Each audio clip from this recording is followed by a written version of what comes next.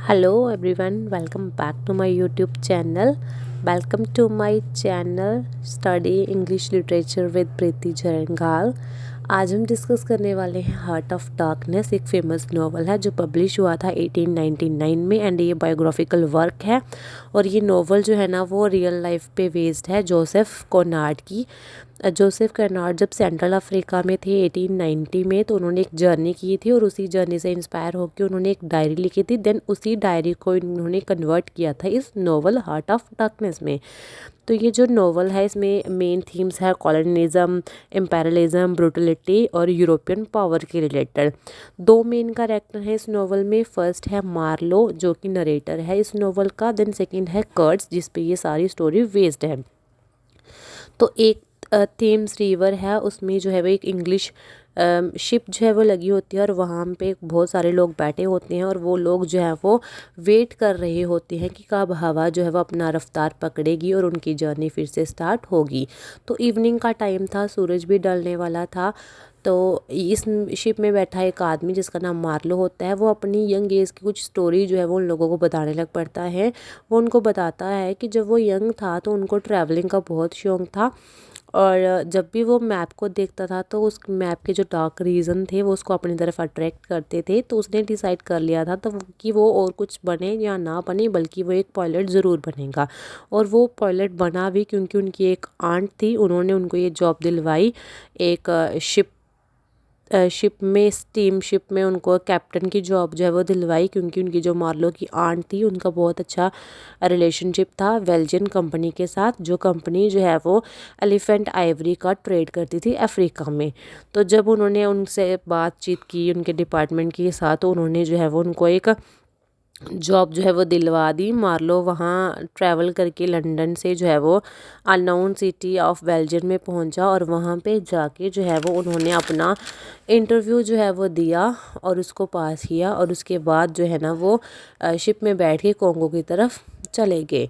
तो उनकी जर्नी में क्या था, जब वो अफ्रीका में थे तो उन्होंने जो है वो एक कॉलोनाइजर्स देखा कि कैसे ये यूरोपियन है वो लोकल पीपल को कैसे ट्रेड करते हैं, उनको एक्सप्लॉइट करते हैं, ठीक है। और ये भी चीज़ें देखी कि वो लोग जो है वो उनसे ज़्यादा काम करवाते हैं कि हम उनको प्रॉफिट जो है वो देंगे, लेकिन वो उनकी डेली नीड्स को भी निगलेक्ट कर देते थे।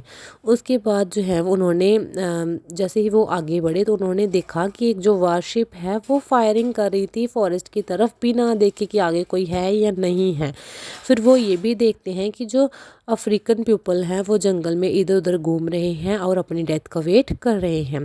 देन उसके बाद मार्लो जो है वो आउटर स्टेशन में पहुंचता है, उस कंपनी के आउटर स्टेशन में पहुंचता है और वहाँ पे वो चीफ अकाउंटेंट से मिलता है। और उसके साथ 10 दिन स्पेंड करने के बाद मार्लो को पता चलता है कि जो वेस्ट ट्रेडर है इस कंपनी का उसका नाम है कर्ट्स और वो बहुत ही ज़्यादा फेमस है। और उसने जो है वो इस बात से लेके मार्लो जो है वो काफ़ी ज़्यादा एक्साइटेड हो जाता है उनसे मिलने के लिए। और वहाँ पे 10 डेज टाइम स्पेंड करने के बाद जो है वो अपने नेक्स्ट की जर्नी जो है वो स्टार्ट करता है, ठीक है। आफ्टर अ लॉन्ग टाइम वो जो है वो सेकंड स्टेशन में पहुँचता है जो कि एक घने जंगलों में है।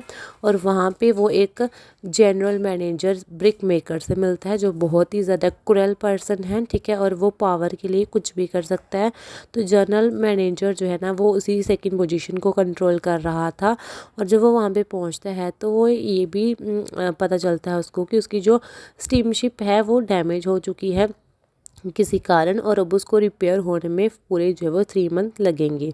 और जब उसकी शिप जो है वो रिपेयर हो जाती है तो वो लोगों से ये भी सुनता है कि जो कर्ट्स है वो स्पेशल टाइप है, बहुत ही ज़्यादा स्पेशल पर्सन है और उसमें बहुत सारी क्वालिटीज़ हैं क्योंकि वो खुद ही जो है वो काफ़ी सारे लोगों का काम कर देता है। और इसकी वजह से इनकी कंपनी को बहुत बार जो है वो अच्छा प्रॉफिट भी होता है। मार्लो ये भी सुनता है कि अब कर्ल्स की सिचुएशन जो है वो बहुत ज़्यादा ख़राब हो चुकी है, इन दिनों में वो उसकी हालत जो है वो बहुत बुरी चल रही है, लेकिन तब भी वो कंपनी को आइवरी जो है वो सेंड कर रहा है।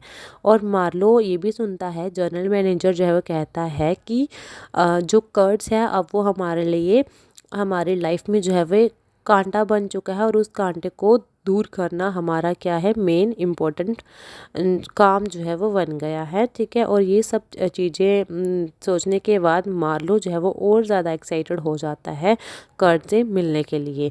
और जब मार्लो की शिप कैपेबल हो जाती है तो वो फाइनल स्टेशन पे पहुंचता है जो कि फॉरेस्ट में और भी ज़्यादा इनरमोस्ट प्लेस पे था, और वो वहाँ जाने के लिए रेडी हो जाता है। और उस टाइम पे जो लोकल पीपल, एजेंट्स और जनरल मैनेजर थे वो सारे मार्लो के साथ उसकी जर्नी में जाते हैं। नेक्स्ट पार्ट जो है वो हम नेक्स्ट वीडियो में डिस्कस करेंगे। आई होप आपको मेरी वीडियोस अच्छी लगती होंगी, आपके लिए हेल्पफुल होती होंगी, और अगर हेल्पफुल हैं तो please subscribe for more videos. Thanks for watching.